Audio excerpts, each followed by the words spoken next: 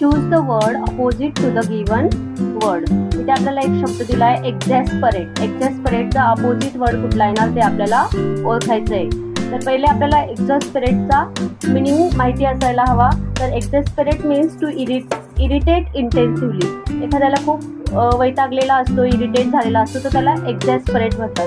तर मग त्याच्या विरुद्धार्थी शब्द काय येणार, अँटोनिम काय येणार, तर वैतागलेल्याच्या विरुद्ध येतो आनंदित होणे, आनंदित असलेला. तर इथे आनंदितसाठी शब्द आलेला आहे प्लीज. Option number 4.